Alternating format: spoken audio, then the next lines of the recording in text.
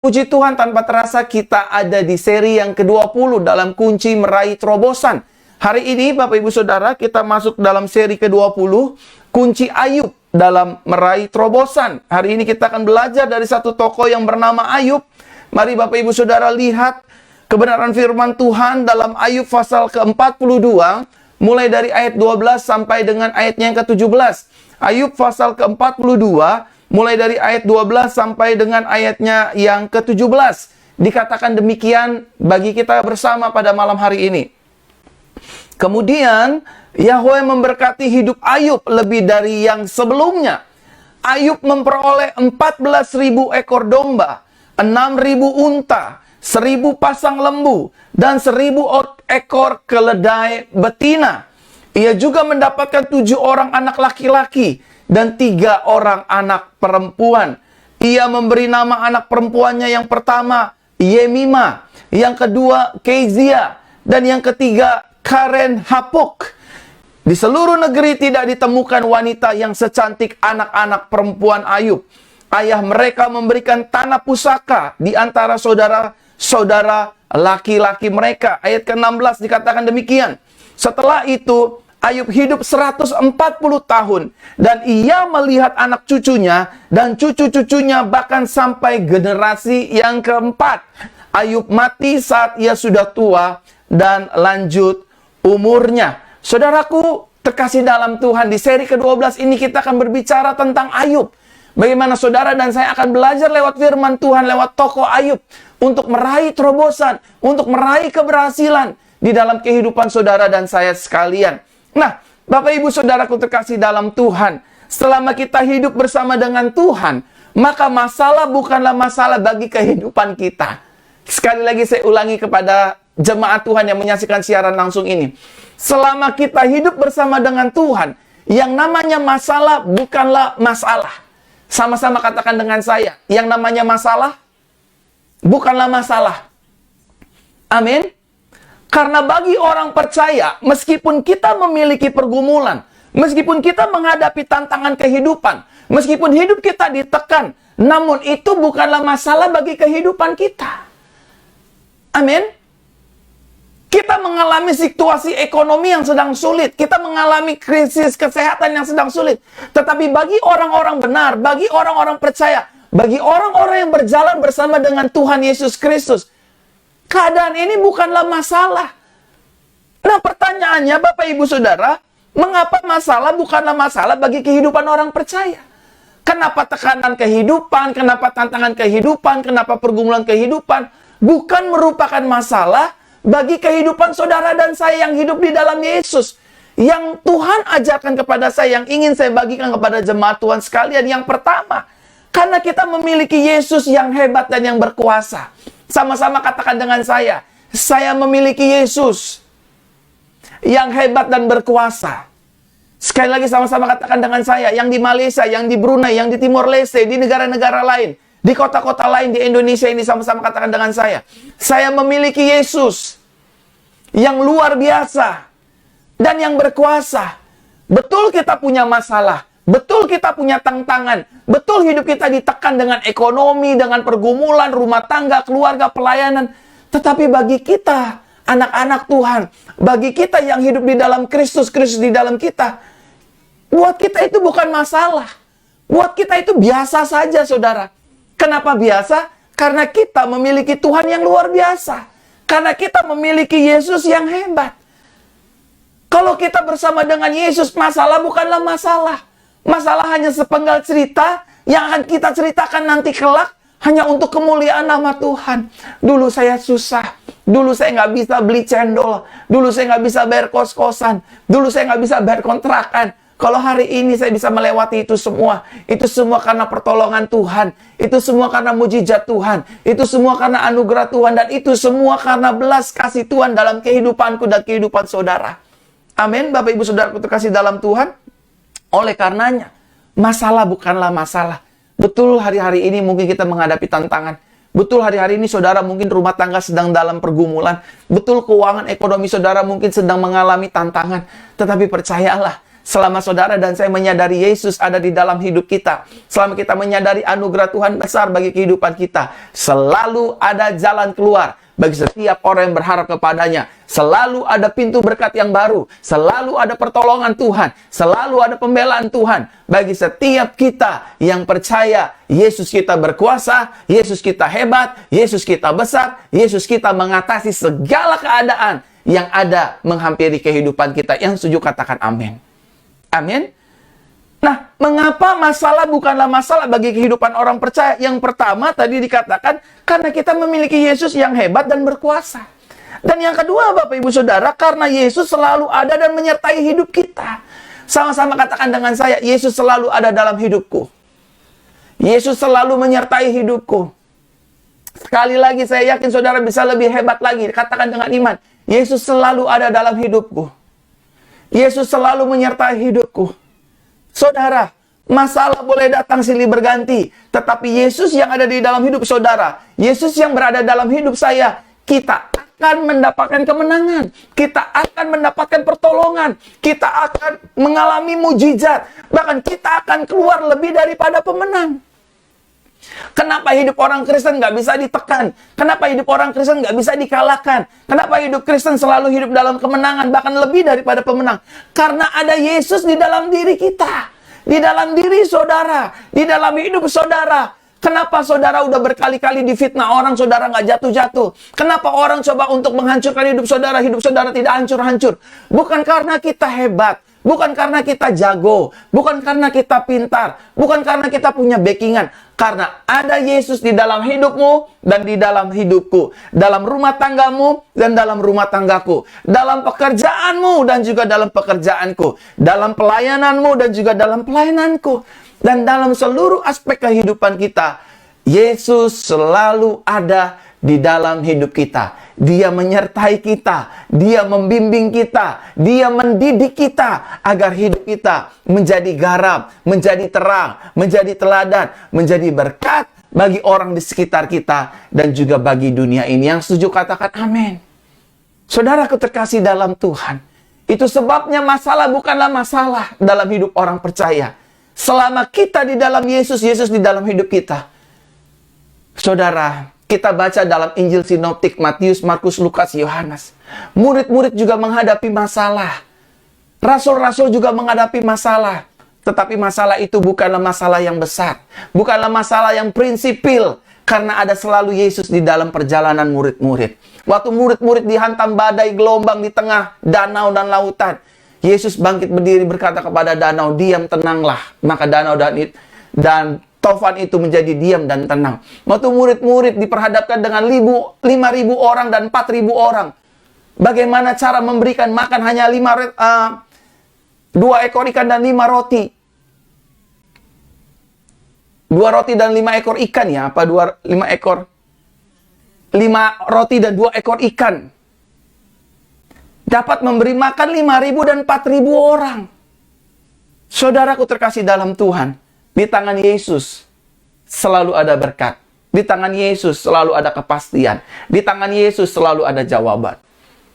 Oleh karenanya kalau hari-hari ini kita punya masalah, oleh karenanya kalau hari-hari ini hidup kita ditekan dengan pergumulan, oleh karenanya apabila hari-hari ini kita mengalami tantangan demi tantangan, jangan bereaksi, jangan bertindak, tetap tenang. Tutup mata, lipat tangan, berdoa. Aku percaya Yesus, Engkau Tuhan yang beserta dalam hidupku. Engkau Tuhan yang ada di dalam hidupku. Aku yakin, aku percaya hidupku ditolong Tuhan. Hidupku dibela Tuhan. Rumah tanggaku dipulihkan. Pekerjaanku diberkati. Usahaku diberkati. Dan apa saja yang ku perbuat, pasti Tuhan buat berhasil dalam nama Yesus. Sesuai iman kita jadi pada kita. Amin. Bapak Ibu Saudara terkasih dalam Tuhan. Dan yang ketiga, Bapak Ibu Saudara, pertanyaannya adalah mengapa masalah bukanlah masalah bagi kehidupan orang percaya? Karena yang ketiga, Yesus selalu menyediakan kemenangan bagi hidup orang percaya. Apapun masalahnya, apapun tantangannya, apapun pergumulannya, apapun kesesakannya, ujungnya firman Tuhan katakan, kita lebih daripada pemenang. Saudara lebih daripada pemenang. Amin. Bapak Ibu Saudaraku terkasih dalam Tuhan. Ya tapi Pak, saya lagi nggak punya uang untuk bayar kontrakan. Saya lagi nggak punya uang untuk bayar cicilan. Selama saudara berserah dan tidak menyerah, saudara akan melihat dan merasakan mujizat. Saudara akan ditolong Tuhan. Saudara akan dibela oleh Tuhan. Amin. Tapi Pak, rumah tangga saya di hujung perceraian. Rumah tangga saya di hujung kehancuran. Selama engkau tidak menyerah dan berserah, Tuhan akan menolong. Tuhan akan membuat mujizat.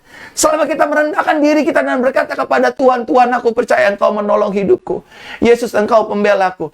Maka Tuhan akan bertindak menolong hidup saudara dan saya. Jadi keputusan kita sebagai orang percaya ketika menghadapi masalah, ketika menghadapi tantangan, ketika menghadapi pergumulan, nggak usah kita marah-marah, nggak usah kita emosi, nggak usah kita mengutuki situasi, nggak usah kita mempersalahkan segala sesuatunya. Kita cukup melihat ujung-ujungnya Tuhan akan memberikan aku kemenangan.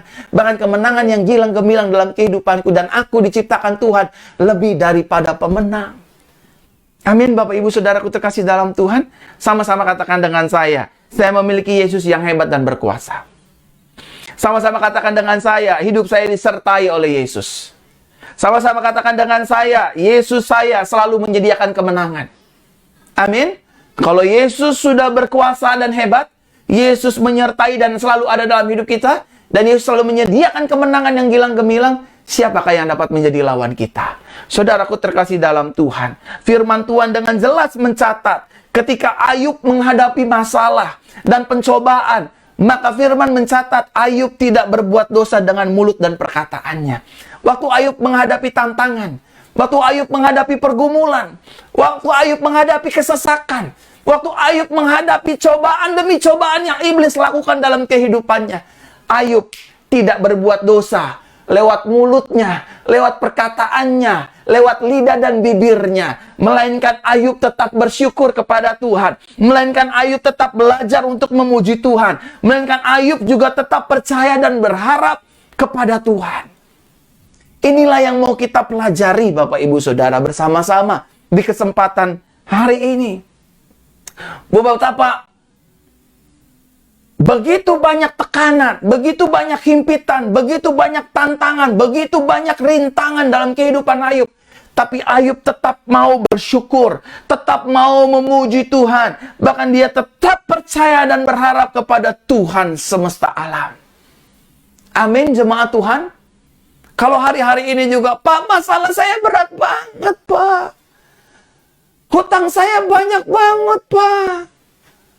Sakit saya parah banget, Pak. Saya cuma mau bilang, Yesus yang sama yang menolong orang-orang yang lain pada zamannya. Yesus yang sama juga akan menolong hidup saudara.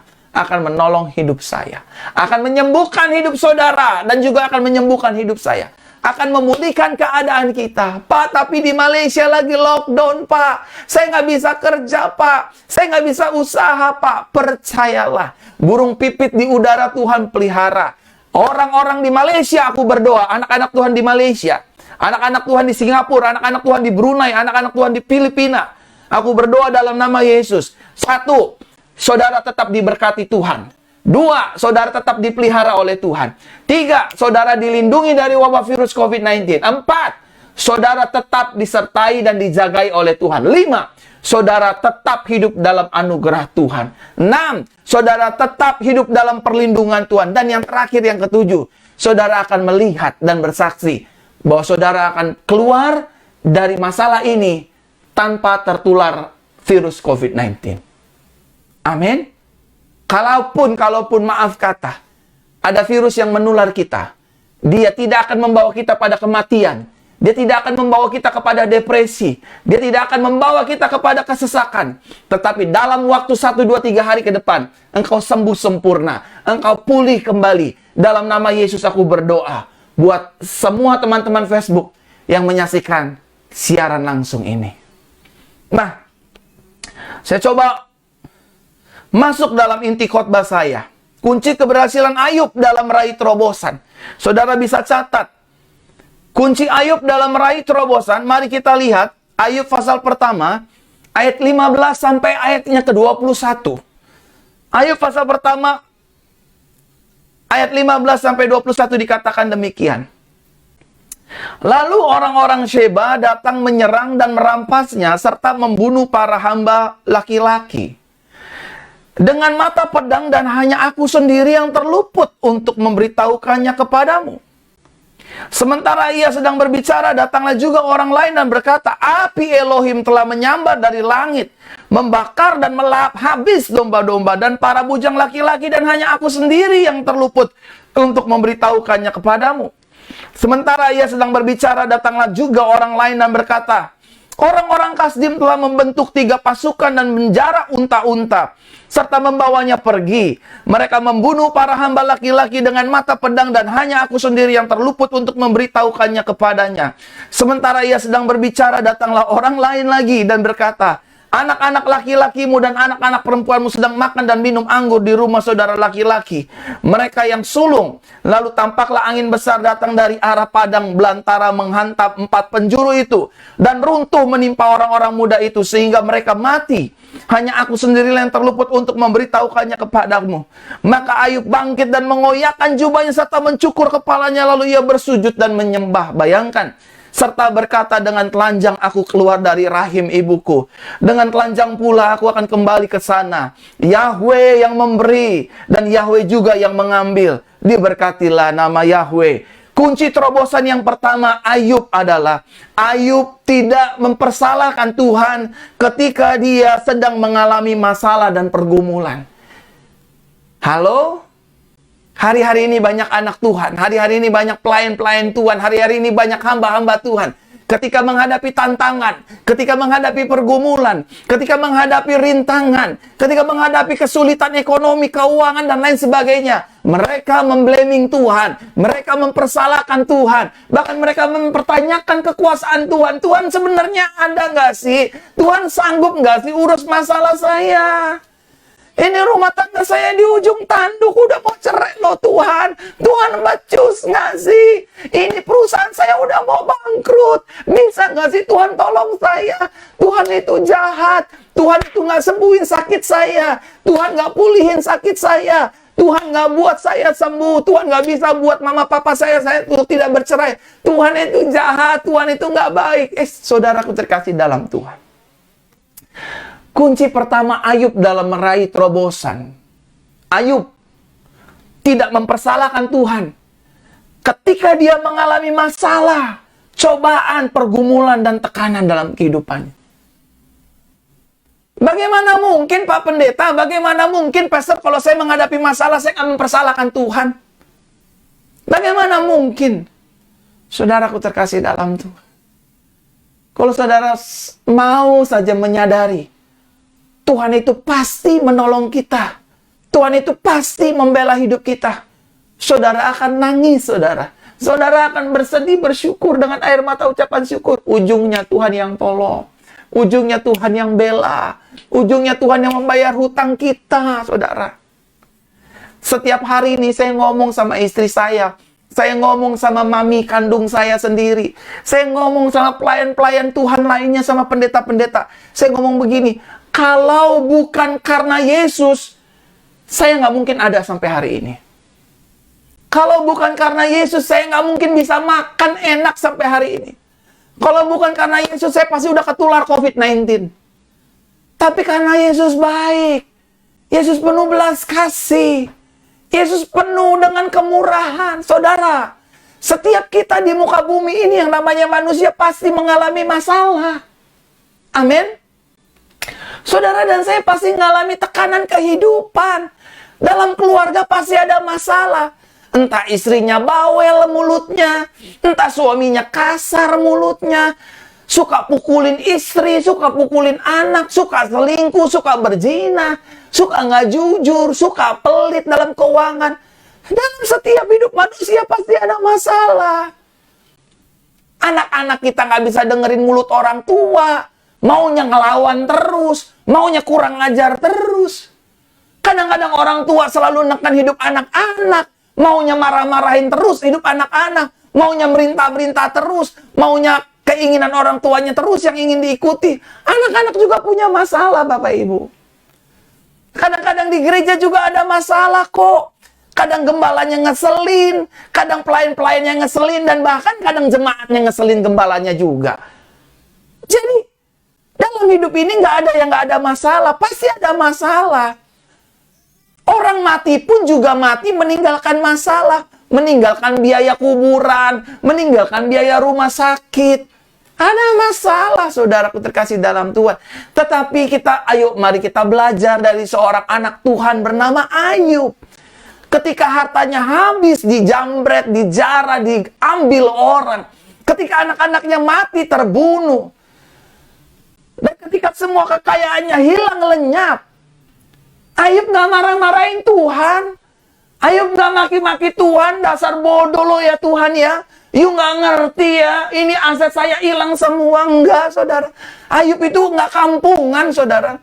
Seringkali kita sebagai orang Kristen, seringkali kita sebagai orang percaya, seringkali kita sebagai anak Tuhan, mulutnya kampungan sama Tuhan, saudara. Maafkan saya kalau saya ngomong begini.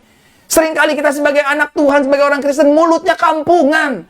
Baru punya masalah sedikit, Tuhan disalahin. Baru punya masalah sedikit, Tuhan dimarah-marahin. Waktu punya masalah sedikit, Tuhan dikutuk-kutukin. Saudaraku terkasih dalam Tuhan. Belajar seperti Ayub. Ayub orang yang tidak mempersalahkan Tuhan. Bahkan Ayub berkata demikian. Dengan telanjang aku keluar dari rahim orang tuaku. Dengan telanjang pula aku akan kembali ke sana. Tuhan yang memberi, Tuhan yang mengambil, terpujilah Tuhan. Ayub sadar dalam hidup ini suka-sukanya Tuhan. Kalau saya ada masalah, saya juga yakin nanti Tuhan yang buat tolong. Tuhan yang kirim pertolongan. Amin.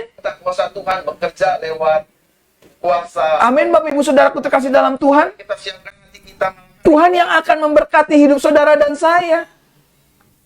Oleh karenanya, Bapak Ibu Saudaraku terkasih dalam Tuhan, mari kita sadari kalau kita lagi ada masalah, kalau kita menghadapi tantangan, kalau kita menghadapi pergumulan, jangan dong salahin Tuhan. Jangan dong marah-marahin Tuhan. Masa sih suami yang selingkuh Tuhan yang disalahin, Bu? Masa sih Pak, istri yang boros, masa Tuhan yang disalahin, Pak? Masa sih gereja yang salah, maka Tuhan yang disalahin? Oh, saya nggak mau ke gereja. Saya marah sama Tuhan. Saudara, kalau kita marah sama Tuhan, yang rugi kita. Amin? Yang rugi kita. Kita ini butuh Tuhan, Tuhan tuh nggak butuh kita. Meskipun kita ini biji matanya, kesayangannya, umat yang paling berharga, tapi kita yang butuh Tuhan. Oleh karenanya, Tuhan ajarin kita nih lewat Ayub, kalau kita lagi menghadapi masalah, kalau kita menghadapi pergumulan, kalau kita menghadapi tekanan, kalau kita menghadapi himpitan kehidupan, jangan marahin Tuhan. Ini ada kuasa minyak urapan. Setiap hari saja kalau saudara imani, saudara percaya, yang sakit-sakit, mau lumpuh, mau buta, mau tuli, mau bisu, tiap hari aja oleskan dengan kuasa minyak urapan. Percaya, tidak bimbang, saudara akan sembuh. Dengerin, semua yang punya rematik, semua yang punya asam urat, semua yang punya kolesterol. Yang pertama, berhenti makan sembarangan. Yang kedua, oleskan bagian-bagian rematik, bagian asam urat, bagian kolesterol dengan kuasa minyak urapan. Maka saudara akan disembuhkan Tuhan. Amin. Nggak usah marah-marah lah. Kalau ada masalah, nyalain Tuhan. Kalau ada pergumulan, nyalain Tuhan. Tuhan jahat, Tuhan nggak bela saya, Tuhan nggak tolong saya. Aduh, saya udah rugi nih perusahaan nih gara-gara COVID-19. Apa yang pernah hilang dalam hidup kita, Tuhan akan kembalikan. Bahkan Tuhan akan kembalikan berkali-kali lipat. Rumah tanggamu akan diberkati, keuanganmu akan dipulihkan, daganganmu akan diberkati, seluruh aspek kehidupan kita dilimpahi dengan kemurahan, kebajikan, dan berkat-berkat surgawi atas hidup saudara dan hidup saya. Kekayaanmu akan dipulihkan, keuanganmu akan dipulihkan, ekonomimu akan dipulihkan. Amin, Bapak Ibu Saudara. Yang kedua, kunci bagaimana Ayub mengalami terobosan dalam kehidupannya. Lihat Ayub pasal 2 ayat 9 sampai 10. Lalu istrinya berkata kepadanya, "Masihkah engkau berpegang teguh pada kesalehanmu? Berkatilah Elohim dan matilah." Waduh. Namun Ayub berkata kepadanya, engkau berbicara seperti seorang wanita bodoh. Akankah kita menerima yang baik dari Elohim, namun tidak mau menerima yang buruk juga? Dalam semuanya ini, Ayub tidak berbuat dosa dengan bibirnya. Kunci Ayub mengalami terobosan yang kedua adalah Ayub memiliki integritas. Ayub kan nggak tahu skenario ini, Bapak Ibu. Ayub nggak tahu skenario antara iblis dan Tuhan yang ingin mencobai menghancuri Ayub, khususnya iblis. Tuhan hanya mengizinkan. Apakah engkau melihat hambaku, hai setan? Lihatlah Ayub. Dia seorang yang takut akan Tuhan, yang saleh, dan menjauhi kejahatan. Lalu setan bilang sama Tuhan, ya terang aja dia diberkati berkelimpahan. Orang engkau yang melindungi Ayub dengan saktaahmu, dengan perlindunganmu. Coba kau buka dong. Ambil kekayaannya, ambil anak-anaknya, pasti Ayub mengutukimu. Kata Tuhan, go ahead, lakukan. Hanya jangan ambil nyawanya. Waduh, ngeri saudara. Skenario ini Ayub nggak tahu. Makanya Ayub bilang begini. Namun Ayub berkata kepadanya, engkau berbicara seperti seorang wanita bodoh. Akankah kita menerima yang baik dari Elohim, namun tidak mau menerima yang buruk juga? Ayub berpikir keadaan ini datang dari Elohim, datang dari Tuhan. Padahal semua hal yang menimpa hidup Ayub itu berdatang dari iblis. Pencobaan, pergumulan, selalu iblis yang memberikannya. Tuhan tidak memberikan anak-anaknya pencobaan. Waktu kita dicobai, Tuhan memberikan jalan keluar. Bahkan Tuhan memberikan kemenangan. Saudaraku terkasih dalam Tuhan, kunci keberhasilan Ayub dalam meraih terobosan yang kedua adalah Ayub memiliki integritas. Apa artinya integritas? Ketetapan hati yang tidak berubah. Ada banyak anak-anak Tuhan juga, minta maaf, dia hanya rajin ketika dia bekerja ada bosnya. Tapi kalau bosnya tidak ada di kantor, dia mulai malas-malasan. Integritas itu adalah dilihat atau tidak dilihat, dipandang atau tidak dipandang, dihormati atau tidak dihormati, dihargai atau tidak dihargai, diberi apresiasi ataupun tidak diberi apresiasi, dia tetap melakukan yang terbaik. Ini adalah integritas. Ya, Pastor Verona khotbah aja sih nggak pernah ngalamin, saudara. Saya mengalami ini selama 12 tahun, saudara. Melayani di salah satu gereja sebelum saya buka penggembalaan. Saya disuruh apa, saya bilang siap. Siap aja dulu. Walaupun hasilnya nggak bisa, saudara. Minimal saya siap dulu. Saya mau melakukannya dulu. Saya nggak mau membantah, memberontak, menanduk, sungut-sungut, dan lain sebagainya. Enggak, saudara. I do the best for my Lord Jesus. I do the best. Aku nggak pernah, aduh malas deh, aduh capek nih. Saya lakukan yang terbaik.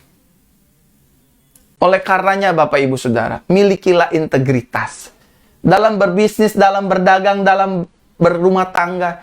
Bapak-bapak yang menyaksikan siaran langsung ini, milikilah integritas, Pak. Kalau sudah punya satu istri, kalau di luar, janganlah main perempuan lain. Janganlah lihat-lihat wanita lain. Ibu-ibu juga, milikilah integritas. Jangan kalau ada uang, abang sayang, kalau nggak ada uang, abang ditendang. Ini namanya perempuan-perempuan yang nggak punya integritas. Artinya karakter hidupnya bisa dibayar dengan uang, dengan kemewahan. Miliki integritas. Papa nggak ada uang, mama tetap sayang. Papa punya uang, mama tetap sayang. Ini mantap integritas. Papa jangan nyerah. Papa harus berjuang. Mama akan dampingi papa. Dalam posisi COVID-19 ini, usaha kita pasti bangkit. Justru jangan dimarah-marahin, Bu. Jangan. Amin. Dan yang ketiga, yang terakhir, Bapak Ibu Saudaraku terkasih dalam Tuhan. Setelah ini kita masuk dalam perjamuan suci. Lihat Ayub pasal 42 ayat ke-5. Ini kunci yang ketiga.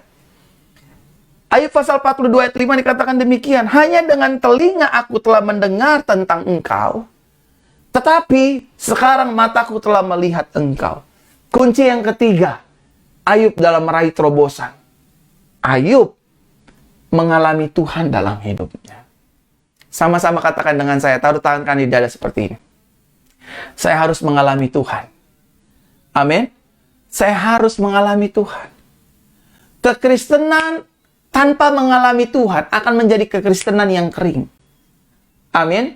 Saudara boleh pelayan Tuhan, saudara boleh pendeta, saudara boleh gembala. Kalau saudara tidak mengalami Tuhan, saudara akan mengalami kekeringan. Semua tokoh-tokoh dalam firman Tuhan mengalami yang namanya pengalaman. Encounter with God. Encounter with Jesus. Mereka semua mengalami pengalaman-pengalaman pribadi. Yang disembuhkan Tuhan. Yang hutangnya dilunasi Tuhan. Orang yang kalau nggak mengalami Tuhan, dia akan memblaming Tuhan. Dia akan mempersalahkan Tuhan. Ini hutang saya kira-kira dibayar nggak sama Tuhan? Ini sakit saya kira-kira disembuhkan nggak sama Tuhan? Ini rumah tangga saya kira-kira dipulihkan nggak sama Tuhan? Ini COVID-19 kira-kira dihilangkan nggak sama Tuhan? Saudara, alami Tuhan. Memang iman timbul dari pendengaran-pendengaran akan firman Tuhan. Tetapi pengalaman pribadi dengan Tuhan, itu akan mengokohkan iman saudara dan saya. Nggak mungkin Tuhan tinggalkan saya. Waktu yang lalu Tuhan pernah tolong hutang saya dilunasi. Kali ini saya percaya hutangku juga akan dilunasi. Nggak mungkin Tuhan nggak akan sembuhkan saya. Dulu mata saya yang buta Tuhan sembuhkan. Masa sih gara-gara COVID-19 saya nggak disembuhkan Tuhan? Saudara, ketika saudara mengalami Tuhan, saudara akan kuat. Saudara akan keluar lebih daripada pemenang. Setuju katakan amin. Amin. Saya percaya saya mengalami Tuhan. Dia Jehovah Jireh, dia Yahweh Jireh. Dia Tuhan yang menyediakan. Walaupun Malaysia di lockdown, walaupun Singapura di lockdown, dan negara-negara tetangga di lockdown. Kalau saudara mengalami Tuhan, saudara akan berkata kepada Tuhan, meskipun di lockdown Tuhan, aku tetap dipelihara, aku tetap diberi makan, aku tetap dilindungi, aku tetap dijagai, aku tidak ditinggalkan, karena aku percaya, dulu aku ditolong Tuhan, hari ini pun juga aku ditolong oleh Yesus. Amin, saudara. Nah, repotnya kalau dia nggak ngalamin Tuhan, repot. Orang-orang yang nggak mengalami Tuhan, orang-orang ini akan mempertanyakan firman Tuhan. Kok katanya Yesus datang bawa kelimpahan? Kenapa saya jadi gembel begini? Kok katanya Elohimku akan mencukupi segala keperluanku menurut kekayaan dalam kemuliaan dalam Kristus Yesus? Kenapa saya jadi susah begini? Nah, orang-orang yang tidak mengalami Tuhan akan cenderung mempersalahkan firman. Orang-orang yang nggak mengalami Tuhan akan cenderung murtad, saudara. Meninggalkan Tuhan, nggak tahan. Tuhan itu bohong, Tuhan itu jahat. Tapi sebaliknya, ketika saudara mengalami Tuhan sama seperti Ayub, dia mengalami Tuhan. Dia mengalami Tuhan. Ketika dia hancur, berantakan, anak-anaknya mati, kekayaannya hilang, firman katakan semua kekayaannya dikembalikan oleh Tuhan kepada Ayub. Berkali-kali lipat Ayub mengalami Tuhan. Dia bukan hanya mengalami terobosan, dia bukan hanya mengalami keberhasilan, tapi dia juga mengalami Tuhan. Sama-sama katakan dengan saya harus mengalami Tuhan. Semua yang menyaksikan siaran langsung ini sama-sama katakan dengan saya harus mengalami Tuhan. Hidup saya harus mengalami Tuhan. Keluarga saya harus mengalami Tuhan. Pelayanan saya harus mengalami Tuhan. Pekerjaan saya harus mengalami Tuhan. Karena ketika kita mengalami Tuhan, kita nggak mudah diintimidasi, bos. Kalau kita mengalami Tuhan, kita nggak mudah ditekan dengan masalah. Kita nggak mudah ditekan oleh setan. Setan boleh kasih serang kita dengan banyak masalah, dengan banyak tantangan, dengan banyak tekanan. Tapi kita orang-orang yang mengalami Tuhan akan berkata, Tuhan yang sama yang pernah menolong saya waktu itu, Tuhan yang sama juga yang akan menolong saya hari ini dan sampai selama-lamanya. Yesusku hebat, katakan amin. Amin. Tuhan akan menolong kita. Alamilah Tuhan. Saudara yang sakit, alami Tuhan. Lewat kuasa minyak urapan, alami Tuhan. Ini minyak biasa, ketika diserahkan kepada Tuhan menjadi minyak yang penuh kuasa, alami Tuhan. Saudara harus bisa mengucap syukur sama seperti Ayub. Ketika menghadapi masalah, ketika menghadapi tekanan, ketika menghadapi tantangan, ketika menghadapi pergumulan, ketika menghadapi rintangan, ketika menghadapi kesesakan. Jangan pakai mulut kita untuk mempersalahkan Tuhan.